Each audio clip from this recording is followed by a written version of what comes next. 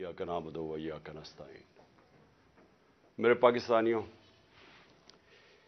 मैं कई चीज़ें आपसे बार बार कह चुका हूं। अपने 26 साल की जब से मैं ये पॉलिटिक्स में आया हूं, तो मैं कई चीज़ें बार बार दोहरा चुका हूं और मुझे लगता है कि उसका असर होना शुरू हो गया कि लोगों को कई चीज़ों की अब समझ आनी शुरू हो गई है। लेकिन आज मैं फिर वो चीज़ दोहराऊंगा। 26 साल पहले मैंने अपनी पार्टी का नाम रखा था इंसाफ की तहरीक, जिसको अंग्रेजी में कहते हैं रूल ऑफ लॉ, जिसको आम आदमी समझता है इंसाफ, जिसका मतलब क्या होता है कि कमजोर और ताकतवर कानून के सामने एक बराबर, जिसका मतलब यह होता है कि जानवरों के माशरे में और इंसानों के माशरे में जो फर्क है कि जानवरों के माशरे में इंसाफ नहीं है, इंसानों के माशरे में वो इंसानी माशरा होता ही तब है जिधर इंसाफ होता है।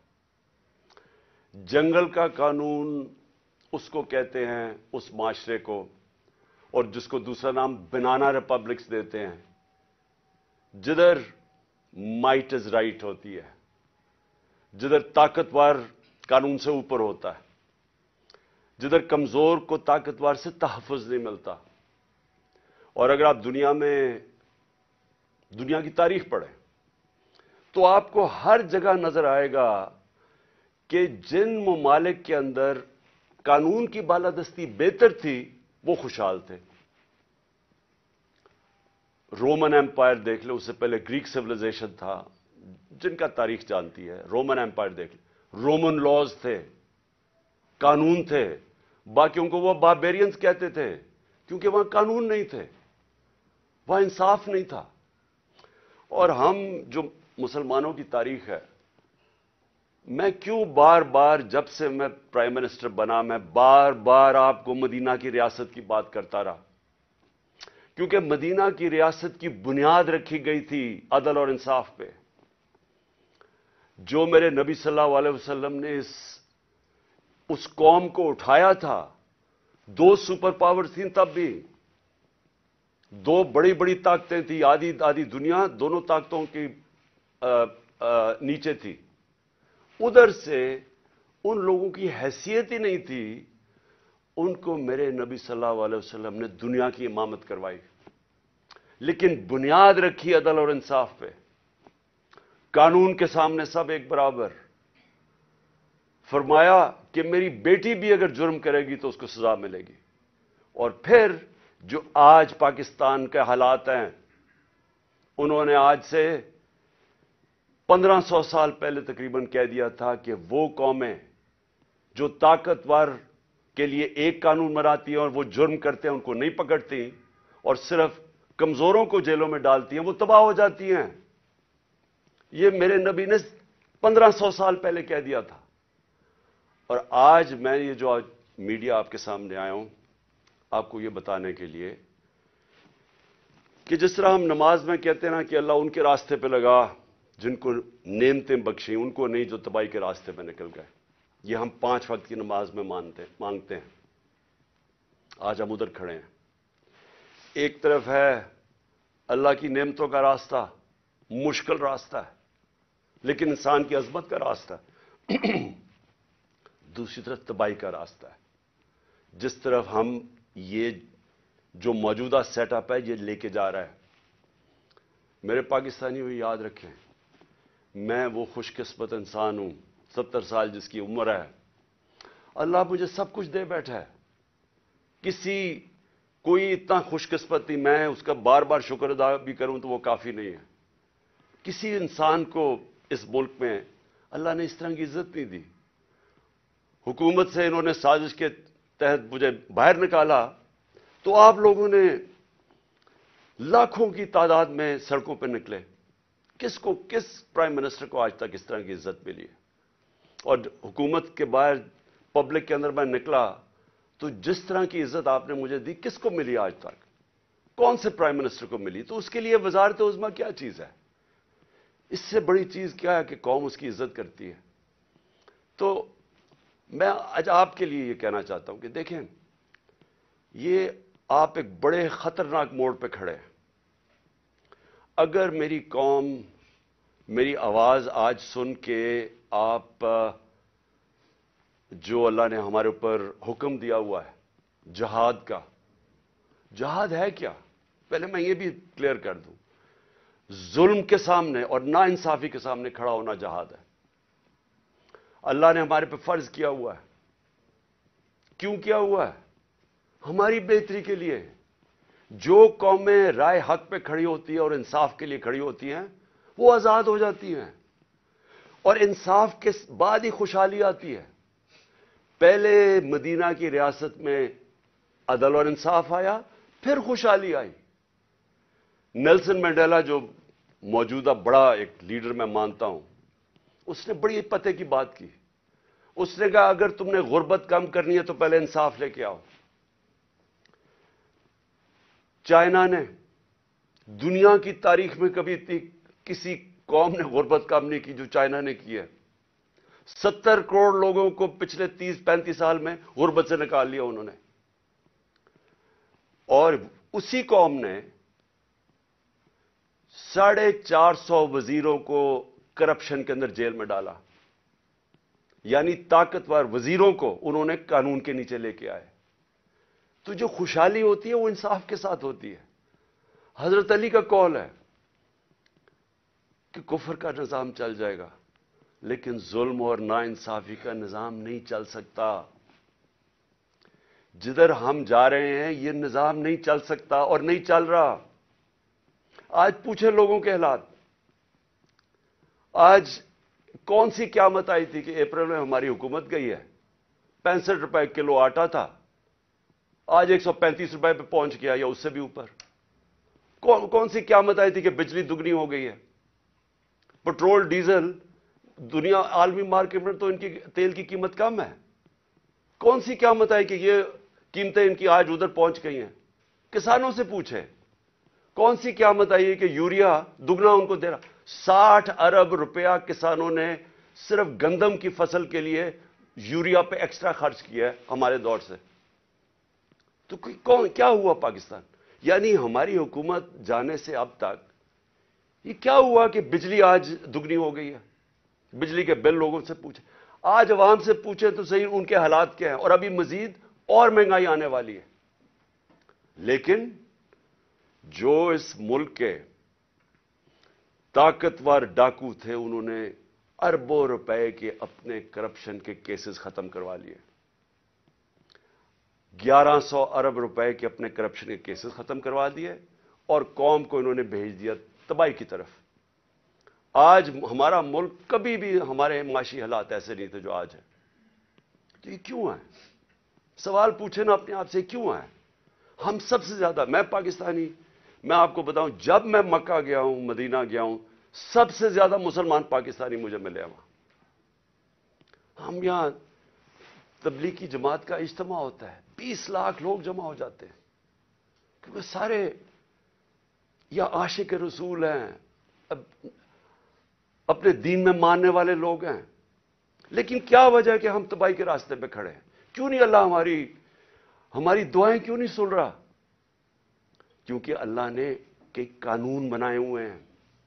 سارے جتنے اللہ کے پیغمبر دنیا میں آئے تھے، سب ان کی دو میسیجز ہی تھیں، صرف پیغام دو تھے: انصاف قائم کرو اور انسانیت، یعنی کمزور کی مدد کرو، جو کہ جانوروں کے قانون کے اندر کمزور کی سروائیول آف دا فٹسٹ ہے، کمزور مر جاتا ہے۔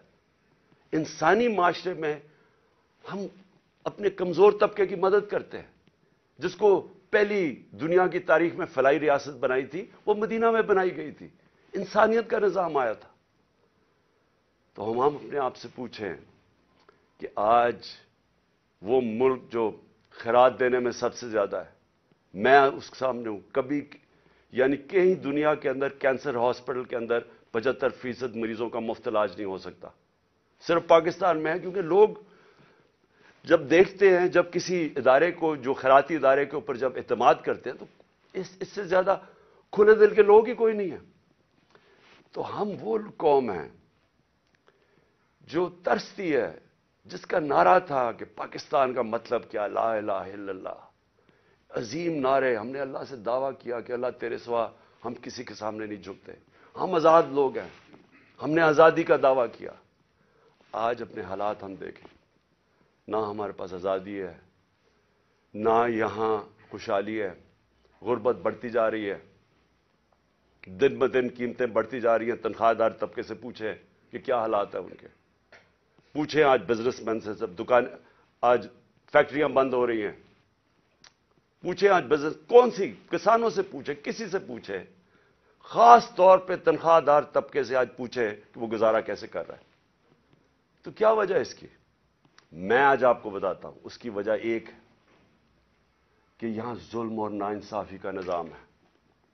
میرے نبی صلی اللہ علیہ وسلم نے کہہ دیا تھا 1500 سال پہلے کہ طاقتور اگر چوری کرے تو آپ اس کو این آر او دے دیں، اور بیچارے غریب لوگ جیلوں میں جائیں، اور پھر سمجھیں کہ اللہ ہماری دعائیں قبول کرے گا.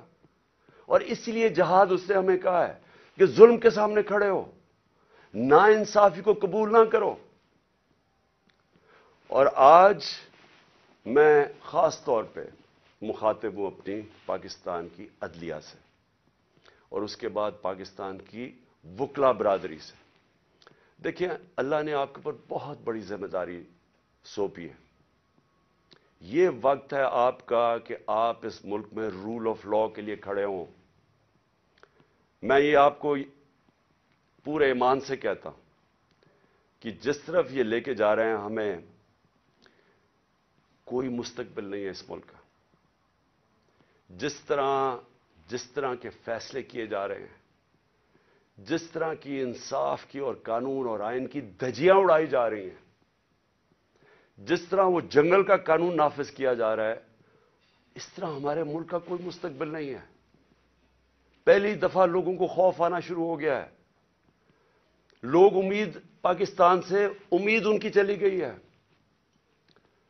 8 لاکھ لوگ ہمارے 7-8 مہینے میں پروفیشنلز، وہ طبقہ جو ایک ملک کی جان ہوتا ہے، وہ چھوڑ کے چلا گیا ہے.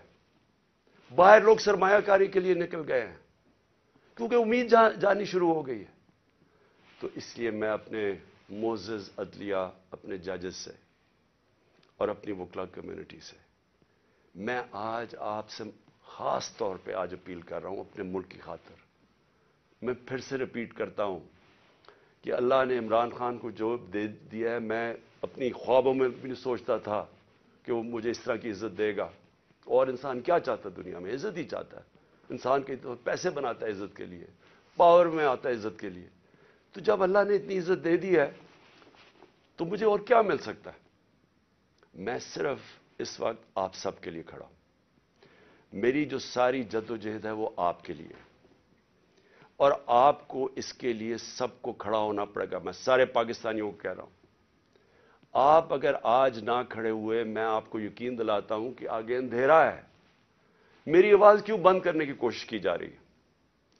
کیوں وہ پولیس یہ فواد چودھری کو کیوں پکڑا ہے؟ کون سا جرم کیا اس نے؟ کوئی مجھے جمہوریت میں بتائے کہ یہ جرم ہوتا ہے کہ جو اس نے اس کو منشی کہہ دیا، اس کو چیف الیکشن کمیشن. کبھی اس کے اوپر بھی کسی جمہوریت میں پکڑا جاتا ہے؟ اعظم سواتی کا کیا قصور تھا؟ کیا اس نے کہہ دیا کہ جناب ایکس آرمی چیف نے NRO 2 دے دیا؟ تو یہ سینیٹر ہے، اس کی رائے ہے. یہ باقی اس ملک کی اکثریت سمجھتے ہیں کہ یہ ٹھیک ہے. اس کو ننگا کر کے، تشدد کر کے، پھر وہ گندی ویڈیو، اور پھر اس کو پکڑ لیا، 30 FIR کاٹ دی. شہباز گل، ارشد شریف، جو ارشد شریف کی خبریں آتی ہیں کہ کس طرح اس سے کیا گیا. کیا بچہ جانتا ہے پاکستان میں کہ ارشد شریف جیسا خوددار، دیانتدار، کریڈیبل، ایک محب وطن، شاید ہی کوئی صحافی آیا ہو. اس سے جو کیا ہے، اور یہ جو میرے اوپر قاتلانہ حملہ کس لیے کیا گیا؟ میں نے کون سا جرم کیا تھا؟ اور اس کے اوپر ابھی میں آتا ہوں جب میں باقی چیزیں بھی آپ کو سامنے رکھتا ہوں. لیکن میں آج اپنی قوم کو کہہ رہا ہوں کہ دیکھیں آپ کا مستقبل آپ کے ہاتھ میں ہے. آپ ہیں اللہ کے بعد اس ملک کے وارث. آپ کو اپنی تقدیر اپنے ہاتھ میں لینی پڑے گی. یہ میرا وعدہ ہے کہ جب تک میں زندہ ہوں میں اس ملک کے لیے سٹرگل کروں گا. میں کیوں سٹرگل کروں گا؟ کیونکہ میں کبھی نہیں بھولتا کہ بچپن سے مجھے بتایا گیا ہمارے بڑوں نے کہ تم خوش قسمت ہو، تم آزاد ملک میں پیدا ہوئے ہو. وہ ہمارے بڑے سارے غلام ہندوستان میں پیدا ہوئے تھے. بچپن سے یہ ہمارے میں ڈالا گیا کہ یہ کتنا خوش قسمت سارے ہم ہیں، میری جنریشن، کہ ہم تو ایک آزاد ملک میں پیدا ہوئے. میں کبھی بھی جب دنیا میں باہر گیا، کرکٹ کھیلی، بڑا ٹائم گزارا ہے، پروفیشنل کرکٹ کھیلتا تھا، کبھی میرے ذہن میں یہ نہیں آیا کہ میں پاکستان کے علاوہ کسی اور ملک میں رہ سکتا ہوں. اور میں ابھی بھی جتنی میری باقی زندگی ہے اس ملک کے لیے. میں آپ کو یقین دلاتا ہوں کہ نہ مجھے کوئی جیل سے ڈر ہے. موت میں نے اپنے اتنے قریب سے دیکھی ہے کہ اتنے قریب سے دیکھی ہے. مجھے پورا اللہ پہ اعتماد ہے. میں لا الہ الا اللہ پہ ماننے والا انسان ہوں. جب اس کا فیصلہ ہوگا، قرآن شریف کے اندر آپ پڑھ لیں، آپ نہ آگے ہوتا ہے ٹائم نہ پیچھے ہوتا ہے. اس لیے مجھے کوئی فکر کسی کی نہیں ہے. اور مجھے کوئی یہ جو ہر وقت جیل لے کے جانے لگے ہیں، مجھے اس سے کوئی فکر نہیں ہے. اور نہ ہی میں آپ سب کو کہتا ہوں آپ کو یہ جیل سے ڈرنا نہیں چاہیے. جیل کا ڈراوے جی جیل میں ڈال دیں گے، ڈال دیں جیل میں، کتنوں کو ڈالیں گے. اس لیے میری قوم، آپ کو اگر اپنے آپ کو بچانا ہے، آپ کو اللہ کے حکم پہ چلنا پڑے گا، انصاف کے ساتھ کھڑا ہونا پڑے گا. اب میں اپنی عدلیہ سے پہلے آتا ہوں. سب سے پہلے الیکشن کمیشن. الیکشن کمیشن نے محسن نقوی کو پنجاب کا چیف منسٹر بنایا. میں پہلے الیکشن کمیشن سے سوال پوچھتا ہوں کہ کیا آپ کو نہیں پتا کہ جو آئین کا آرٹیکل 218 اس کی شق 3، کیا آپ کو نہیں پتا کہ آپ کی سب سے بڑی ذمہ داری صاف اور شفاف الیکشن کروانا ہے؟ یہ آپ کی سب سے بڑی ذمہ داری ہے. تو مجھے میں سوال یہ پوچھتا ہوں کہ کس بیسس پہ آپ نے محسن نقوی کو چنا؟ باقی نام کس بیسس پہ آپ نے ریجیکٹ کیے؟ جبکہ ہم نے وہ نام چن کے دیے جو ہم سمجھتے تھے کہ نون لیگ ایکسپٹ کر جائے گی ان کو، کیونکہ سکھیرا صاحب اس وقت کیبنٹ سیکرٹری ہیں، شہباز شریف کے کیبنٹ سیکرٹری ہیں. اس سے بعد ناصر کھوسہ کا نام دیا جو ان کے پرنسپل سیکرٹری نواز شریف کے رہ چکے ہیں، شہباز شریف کے چیف سیکرٹری. یعنی وہ لوگ جو ان کو ایکسیپٹیبل ہے. ہم نے اپنی طرف سے نیوٹرل امپائر رکھنے کی کوشش کی. تو کس بیسس کے اوپر یہ محسن نقوی کو آپ لے کے آئے؟ کیا آپ اس کے بیک گراؤنڈ کا نہیں پتا تھا؟ یا شاید لگایا اس لیے تھا کیونکہ آپ کو پتا تھا یہ کون ہے؟ کیا یہ نہیں پتا کہ یہ آدمی رجیم چینج جو ہماری گورنمنٹ گرائی گئی ہے اس میں اس نے سب سے بڑا رول اس کا تھا. ایک تو اوپر کا رول تھا نا ایکس آرمی چیف کا، لیکن اس کا اس کے بعد یہ ان چند لوگوں میں سے تھا جو سب سے زیادہ یہ بھاگ دوڑ کی اس نے ہماری حکومت گرانے کے لیے. کیا یہ آصف زرداری کے ساتھ سندھ ہاؤس جدھر پیسے چلے تھے یہ وہاں نہیں تھا؟ کیا آصف زرداری اس کو اپنا بیٹا نہیں کہتا؟ کیا اس کا جو چینل ہے لوگوں کو نہیں پتا اس کی چینل کا کس کے بار بار جو پروپیگنڈا ہمارے اگینسٹ کب سے کر رہا ہے؟ اور پھر سب سے بڑی بات کہ جو آج نیب کے چیئرمین ہیں آفتاب سلطان، نیب کے چیئرمین آفتاب سلطان نے اسی محسن نقوی کے اوپر انویسٹیگیشن کی تھی. یہ انویسٹیگیٹنگ آفیسر تھے اور ان کی ریکمنڈیشن پہ انہوں نے 35 لاکھ روپیہ نیب کو واپس کیا تھا. تو میں الیکشن کمیشن سے پوچھنا چاہتا ہوں کہ کوئی اور آپ کو نہیں ملا کہ صرف چن کے آپ وہ آدمی لے کے آئے ہیں جو کہ ہمارا سب سے خلاف تھا؟ اور اس نے آتے ساتھ ہی کیا کیا؟ یہ جو اب فواد چودھری کا ہوا ہے 3 دفعہ، اور میں جج صاحب کو سلام کرتا ہوں، 3 دفعہ انہوں نے کہا کہ فواد چودھری کو طلب کیا عدالت میں، اور تینوں دفعہ نہیں اس عدالت میں پریزنٹ کیا گیا. تو کیا یہ محسن نقوی اس کی پہلی آتے ساتھ ہی اس نے اپنے کارنامے دکھا دیے.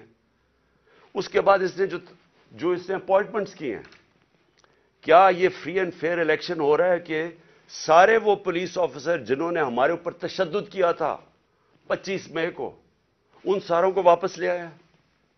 ایڈوکیٹ جنرل آفس کے اندر وہ سارے لوگ جو کہ حمزہ شریف کے دوران تھے, ان کو واپس لے آیا؟ کیا یہ صاف اور شفاف الیکشن کی تیاری ہو رہی ہے؟ کیا اس کو کہتے ہیں a neutral caretaker set up? Caretaker set up کا تو مطلب ہی یہ تھا کہ ایک نیوٹرل امپائر آئے گا. کیا یہ نیوٹرل امپائر ہے؟ اور ابھی سے ہی پولیس نے ہراساں شروع کر دیا ہے ہمارے ورکرز کے اوپر. 1-2 گرفتاریاں شروع ہوگی اور پلان بن گیا پکڑنے کا. اور یہ جو فواد چودھری کا ہوا ہے, تو یہ ابھی سے ہی پورا پری پلان بنا ہوا ہے. یہ صاف اور شفاف الیکشن کروانے کے لیے محسن نقوی نہیں آیا, یہ وہ کرنے آیا جو میں نے پہلے بھی کہا تھا, جو آصف زرداری نے الیکشن کروایا ابھی کراچی کے اندر, کہ ووٹ بینک ہے نہیں پیپلز پارٹی کا, اور پیپلز پارٹی جیت جاتی ہے کراچی سے. تو یہ الیکشن نہیں ہو رہا, یہ ایک پلان, ایک کانسپریسی کے تحت اس کو رکھا گیا ہے.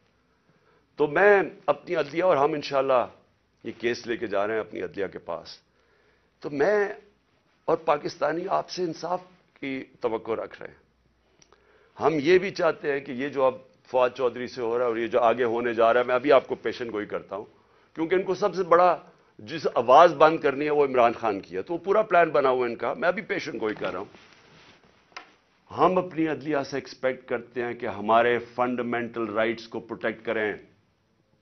یہ تاریخ وہ ہونے لگی ہے, اگر ہماری عدلیہ نہ کھڑی ہوئی تو یاد رکھیں آج تک جسٹس منیر کو کسی تاریخ نہیں بھول سکی. وہ بڑے قابل آدمی تھے, لیکن ایک جگہ جدھر انہوں نے آئین اور قانون کے ساتھ کھڑا ہونا تھا وہ طاقتور کے ساتھ کھڑے ہو گئے.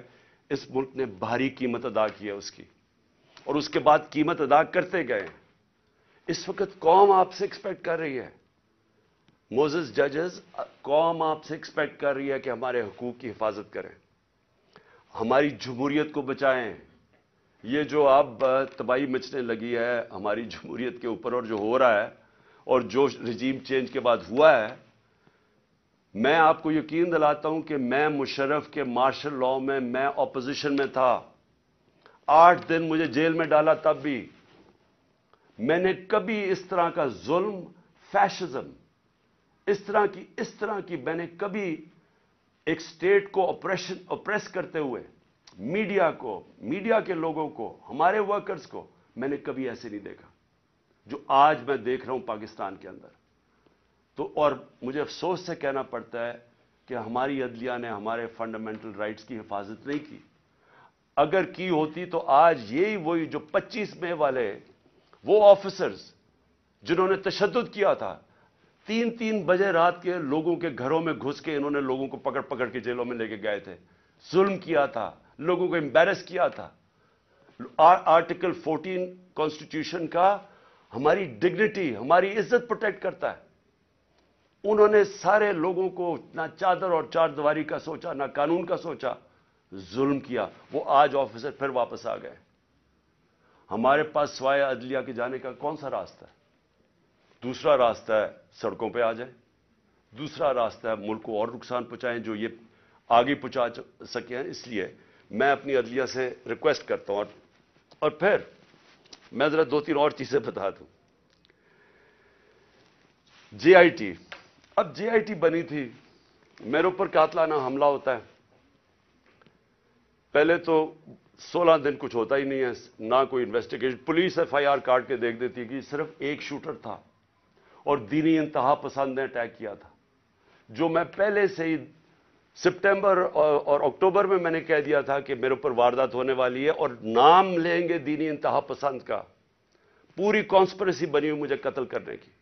میں پہلے کہہ بیٹھا تھا, مجھے پتا بھی تھا اس کے پیچھے کون ہے, اور میں نے ان کے جیسے ہی ہوا میں نے ان کے نام لیے. اپنی حکومت ہوتے ہوئے, پنجاب پولیس ہمارے نیچے ہوتے ہوئے میں اپنی ایف آئی آر نہیں کٹوا سکا. اور مجھے پتا ہے میں کیوں نہیں کٹوا سکا, کیونکہ دوسری طرف طاقتور لوگ تھے. اور ہماری ملک کی تاریخ ہے کہ جب طاقتور کا کمزور سے مقابلہ ہوتا ہے تو انصاف نہیں ہوتا. تو لیکن جو جے آئی ٹی کی رپورٹ ہے یہ ذرا سننے والی چیزیں ہیں. اور پھر کیسے اس جے آئی ٹی کو آپ آتے ساتھ ہی حکومت نے پہلی چیز کی ہے جے آئی ٹی بند کی ہے. یہ کس قانون کے تحت کی ہے؟ جے آئی ٹی تو پنجاب کی جے آئی ٹی تھی. فیڈرل گورنمنٹ تو جے آئی ٹی نہیں بنا سکتی. اور جے آئی ٹی کی فائنڈنگز، جو فائنڈنگز سامنے آئی ہیں ذرا یہ سن لیں، اس کی وجہ سے یہ بند کی گئی ہے. میں ذرا آپ کو بتانا چاہتا ہوں ساری قوم کو کہ میرے اوپر جو حملہ ہوا تھا جب انہوں نے ایف آئی آر کٹائی پولیس نے، میری نہیں کاٹی، انہوں نے کہا تھا ایک شوٹر ہے. ذرا آپ یہ سنیں اب تک جے آئی ٹی نے جو عدالت میں جو رکھ چکی ہے، جو عدالت میں چیزیں رکھ چکی ہیں وہ ذرا سنیں. سب سے پہلے انہوں نے یہ کہا جو کہ ڈی پی او گجرات تھا غضنفر حسین اور ایس ایس پی ندیم حسین جو سی ٹی ڈی لاہور تھا، دونوں پنجاب گورنمنٹ کے نیچے تھے. ان دونوں نے آڈیو یعنی ٹیپس کی، اس کی وہ جو شوٹر تھا اس لڑکے کی، انہوں نے ٹیپس بنائی. اور جب اس کی ٹیپس بنائی تو جب جے آئی ٹی نے مانگا ان سے ان کا موبائل فون، اور جب جے آئی ٹی نے ان کو بلایا ان دونوں کو، انہوں نے صاف انکار کر دیا کہ ہم جے آئی ٹی میں نہیں آتے. کون تھا ان کے پیچھے جو اتنا طاقتور تھا اور جس کو خوف تھا کہ کہیں جے آئی ٹی میں سچ نہ نکلا ہے؟ ان کو روک دیا. پھر ذرا آگے چلیں. اس کے بعد جب جو سیکنڈ جو دوسری ویڈیو بن رہی تھی، وہ نوید جو شوٹر تھا اس کی سی ٹی ڈی میں جب اس کی جو ویڈیو بن رہی تھی، اب ذرا یہ سنیں. رپورٹ لکھتی ہے جے آئی ٹی کے 4 سے 5 جو نامعلوم لوگ وہاں موجود تھے. وہ کون تھے؟ پولیس سی ٹی ڈی کے اندر اس کی بنایا جا رہا ہے اس کا سیکنڈ ویڈیو، اور وہ بھی اس کی کون سا قانون اجازت دیتا ہے کہ پولیس ویڈیوز بنا کے ریلیز کرتی رہے میڈیا کو؟ لیکن وہاں جو سب سے زیادہ چیز ہے 4 اور 5 وہ جے آئی ٹی کہتی ہے نامعلوم لوگ وہاں بیٹھے ہوئے تھے. یہ کون تھے؟ پھر اسٹیبلش ہو جاتا ہے 3 طریقوں سے. آئی وٹنسز جو گواہ دیکھتے ہیں وہ شوٹر کو 3، ایک فورینزک کے ذریعے، اور ایک پھر فورینزک کے ذریعے یعنی کہ جو خول ملے تھے ان کی گولیوں کے، وہ 3 جگہ سے ملے. اور کرائم سین رپورٹ جو تھی، ان سب نے ثابت کیا کہ 3 شوٹر تھے. یعنی جو انہوں نے رپورٹ بنائی تھی کہ صرف ایک دینی انتہا پسند نے قتل کرنے کی کوشش کی، اس کو سب کو رد کر دیا. اس لیے یہ آتے ساتھ ہی انہوں نے جے آئی ٹی بند کی، کیونکہ میں نے نام تو ایک شہباز شریف کو رانا ثناء اللہ کا لیا ہوا ہے، اور وہی بیٹھے ہوئے ہیں فیڈرل گورنمنٹ میں، اور انہوں نے آ کے انہی کے نیچے اب جے آئی ٹی بنے گی. اس لیے میں نے پہلے دن کہا تھا کہ چیف جسٹس صاحب آپ کے نیچے اگر انکوائری ہوگی تو شاید انصاف ملے. ان کے ہوتے ہوئے، اور وہ جو ایجنسی کا آفیسر ہے ڈرٹی ہیری، مجھے کوئی امید انصاف کی نہیں تھی. اور وہ آپ ذرا دیکھیں کہ جو اس جے آئی ٹی نے جو چیزیں بھی نکالی اس کے اوپر بھی ذرا دیکھیں کہ انہوں نے کس طرح اس کو بند کرنے کی کوشش کی. پھر یہ ثابت ہو گیا کہ جو لڑکا نوید تھا وہ کوئی دینی انتہا پسند نہیں تھا، اور اس کو ٹریننگ دی گئی تھی پسٹل شوٹنگ کے اندر. کوئی پسٹل شوٹنگ ایسے نہیں کرتا کہ سیدھی ایسے ریپڈ فائر کرے، وہ ٹرینڈ تھا. اور جو 5ویں چیز سامنے آئی، 4 جے آئی ٹی ممبرز کے اوپر پریشر ڈالا گیا. کس نے ڈالا؟ اور انہوں نے اپنی چینج کی رپورٹ، جو عدالت میں جو تھی رپورٹ، اس کی فائنڈنگ چینج کر دی. اور پھر کیا ہوتا ہے؟ جو پروسیکیوٹر جنرل ہے،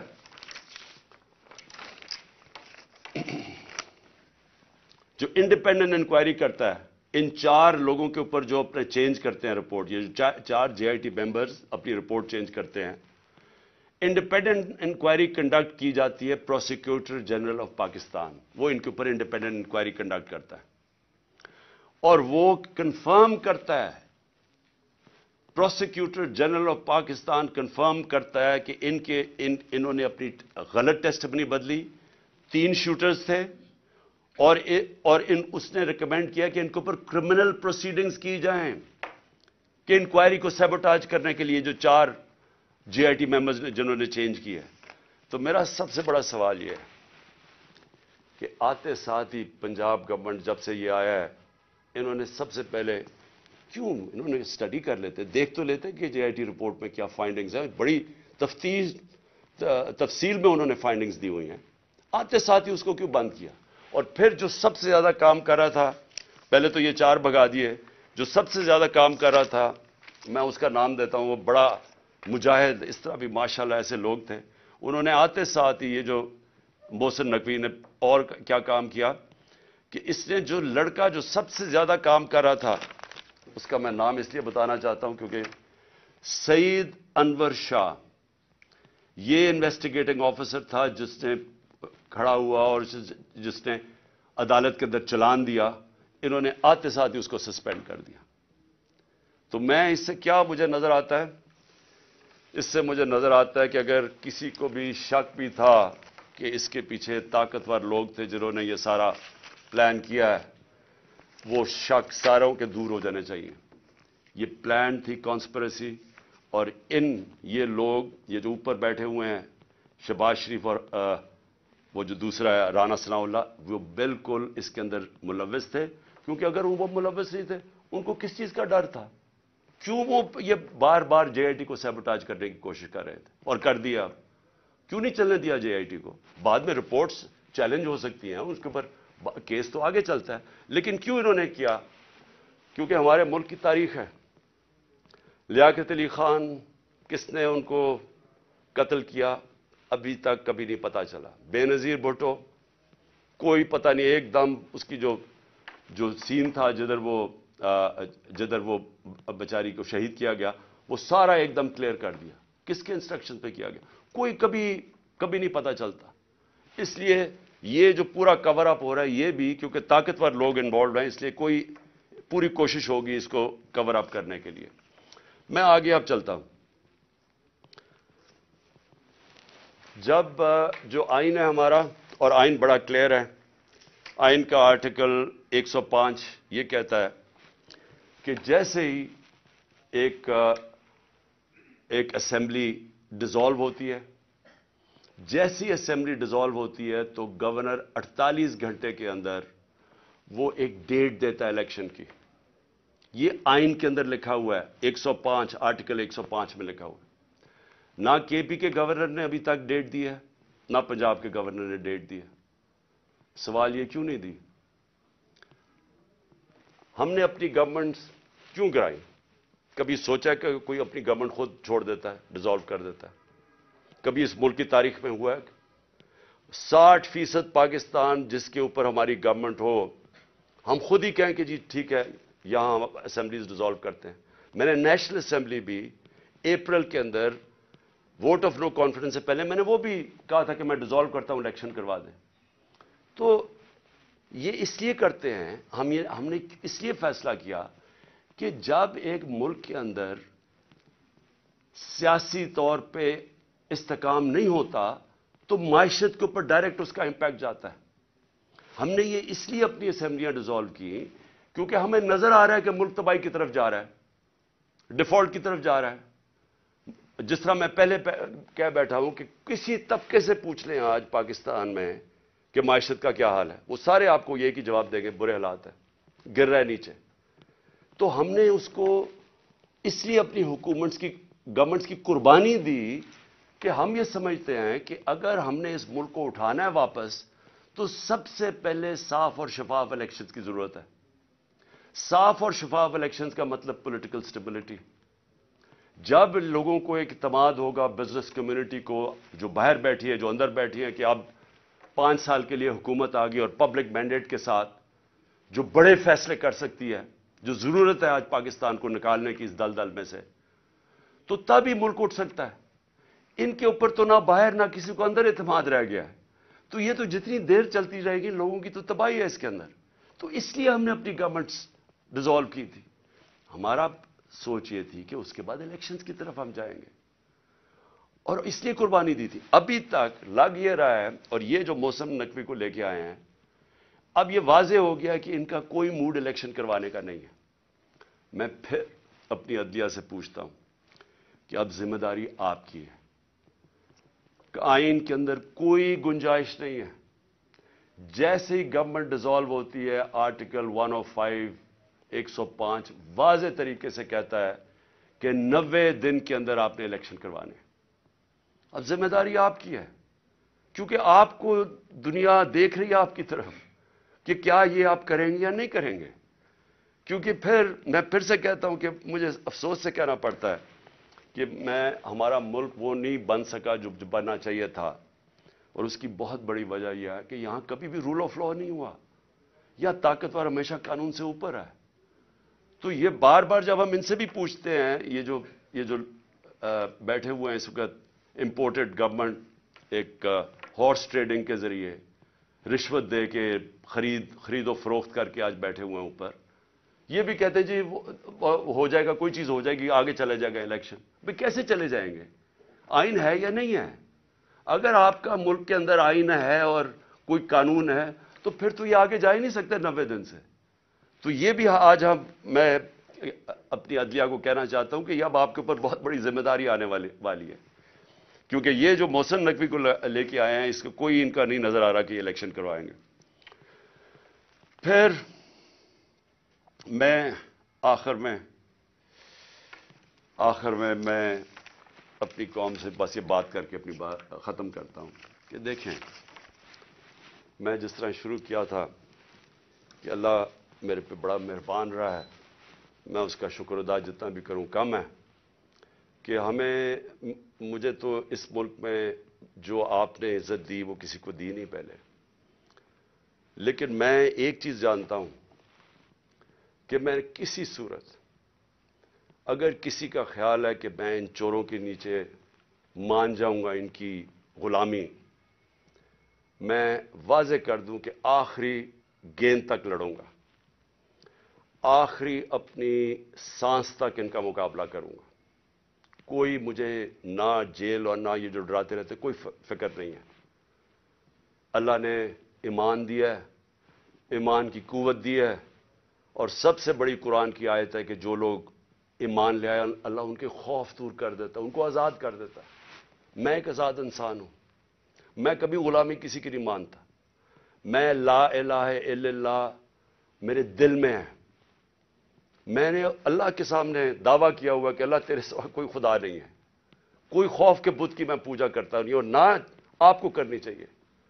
کیونکہ میں ایک مثال دیتا ہوں ہمیشہ لوگوں کو, کیونکہ اسلام کی تاریخ آپ پڑھیں تو جو سب سے دردناک اور تکلیف دہ واقعہ وہ ایک ہی ہے, جس طرح حضرت امام حسین کی شہادت ہوئی. اور میں ہمیشہ یاد کراتا ہوں لوگوں کو کہ کوفہ کے لوگوں کو انہوں نے تو بلکہ دعوت دی تھی امام حسین کو, ان کو پتا تھا وہ رائے حق پہ ہے, ان کو پتا تھا کوفہ کے لوگوں کو, لیکن یزید کے خوف کے ظلم کے خوف کی وجہ سے انہوں نے اتنا بڑا سانیہ ہونے دیا اسلام میں. آپ بھی یہ خوف کا بت توڑ دیں, میری طرح آزاد ہو جائیں, اور کسی صورت ان کو نہ قبول کریں. مجھے جو صرف ایک افسوس ہے کہ میں جب سیاست شروع کی تھی 26 سال پہلے, تو میں یہ سمجھتا تھا کہ 2 طرح کے طبقے پاکستان میں ہیں. ایک وہ طبقہ ہے چھوٹا سا جو اس ملک کا پیسہ چوری کر کے باہر لے جاتا ہے, ان کے پاس اربوں ڈالر باہر پڑے ہیں, بڑے بڑے پراپرٹیز, مے فیئر سب سے مہنگے علاقے میں لنڈن میں پراپرٹی ہے, بیٹا ون ہائیڈ پارک وہ سب سے مہنگا علاقہ ہے, آف شور اکاؤنٹس میں ان کے پیسے پڑے ہوئے ہیں. تو میں ان کو تو پاکستان نیچے جاتا ہے, ان کو کیا ہوگا, جب مشکل پڑتی ہے جہاز پکڑ کے باہر چلے جاتے ہیں. تو ایک ایسا طبقہ چھوٹا سا بیٹھا ہوا ہے, ہر وقت پیسہ اس ملک سے چوری کر کے باہر لے جاتا ہے. ٹیکس بزنس مین ہے, ٹیکس چوری کیا وہ باہر. ریل اسٹیٹ کے اندر بیٹھے ہوئے لوگ جیسی پیسہ بنتا ہے حوالے ہنڈی سے پیسہ باہر. تو ان کو کوئی تکلیف نہیں ہے کہ پاکستان نیچے جاتا یا نہیں, ان کو تکلیف نہیں ہے کہ ہم غلامی کریں, کبھی کسی کی غلامی جو آج تک کرتے آئے ہیں ان کو فکر نہیں ہے, کیونکہ ان کا سٹیک پاکستان میں نہیں ہے. اور اس لیے میں ان کے خلاف نکلا تھا آج سے 26 سال پہلے, اور اس لیے جب تک میرے میں سانس ہے میں ان کا مقابلہ کروں گا. لیکن ایک دوسرا طبقہ جن کا جینا مرنا پاکستان میں وہ اکثریت اس ملک کی عوام ہے. اور اس ملک کے وہ ادارے ہیں, وہ ادارہ جس کو پتا ہے کہ اگر یہ ملک کی معیشت نیچے جاتی ہے تو سب سے پہلے نقصان اس ادارے کا ہے. آج سری لنکا کے اندر آئی ایم ایف نے حکم دیا سری لنکا کو کہ اپنی جو سری لنکا کی فوج ہے اس کا آدھا کرو. مصر کے اندر آئی ایم ایف نے حکم دیا ہے کہ اپنی فوج کی فضول خرچیاں کم کرو. تو کیا وہ جب ہم جو یہ امپورٹڈ حکومت ہمیں اپنے گھٹنوں پہ لے آئی ہے, اپریل میں پاکستان کدھر کھڑا تھا, صرف اکنامک سروے آف پاکستان آپ دیکھ لیں, اور آج کدھر ہے. تو کیا وہ جو اب ہمارے سے قیمت ادا کریں گے, کیا ہماری طرح کے جو سمجھتے ہیں کہ ہم ایک آزاد ملک میں رہنا چاہتے ہیں, کیا ہماری آزادی خطرے میں ہوگی یا نہیں؟ تو میں یہ ہمیشہ سمجھتا تھا کہ یہ ادارے کبھی بھی ان لوگوں کے ساتھ نہیں ہوں گے جو یہ ملک کا پیسہ چوری کر کے باہر لے کے جاتے ہیں. اور مجھے بڑا افسوس سے کہنا پڑتا ہے کہ ہماری حکومت ہٹا کے ان لوگوں کو بیک کیا گیا جو اس ملک کو 30 سال سے لوٹ رہے تھے. چھوڑیں کہ میں کیا کہتا ہوں, صرف انٹرنیشنل میڈیا ان کے متعلق کیا کہتا ہے. آج تو ٹیلی فون ہے, اپنا گوگل کر لیں کہ ان دونوں بڑے خاندانوں کے اوپر انٹرنیشنل میڈیا کیا کہتا ہے. ان کے خلاف ہماری اسٹیبلشمنٹ نے, ہماری ایجنسیز نے کیا کیا چیزیں نکالی ہوئی ہیں ان کی چوری کے اوپر. تو مجھے حیرت یہ ہوئی کہ رجیم چینج کے بعد ان کے ساتھ کیسے کھڑے ہو گئے وہ ادارہ جس کا سب سے زیادہ سٹیک ہے کہ پاکستان ایک طاقتور ملک بنے. کہ اگر ایک ملک کی معیشت نیچے جاتی ہے تو ہمیں سوویت یونین کی مثال ہے کہ وہ ملک ٹوٹ گیا, تکڑی ترین فوج تھی لیکن ملک ٹوٹ گیا کیونکہ معیشت نیچے چلی گئی. تو ان کے نیچے جو انہوں نے 30 سال سے یہ ملک سے کر رہے ہیں, مجھے ابھی تک نہیں سمجھ آ رہی کہ کیسے وہ ادارے ان کے ساتھ کھڑے ہو گئے. میں آخر میں اپنی ساری قوم کو کہنا چاہتا ہوں کہ اپنی تقدیر اپنے ہاتھ میں لیں. آپ کا مستقبل, آپ کے بچوں کا مستقبل آپ کے ہاتھ میں ہے. آپ یہ اگر ظلم نہ, آپ کے پاس اب 2 راستے آ گئے, ایک تباہی کا راستہ ہے, ایک مشکل راستہ ہے, جدوجہد کا راستہ ہے, لیکن پاکستان کی عظمت کا راستہ ہے. اور مجھے امید ہے کہ آپ سب صحیح فیصلہ کریں گے.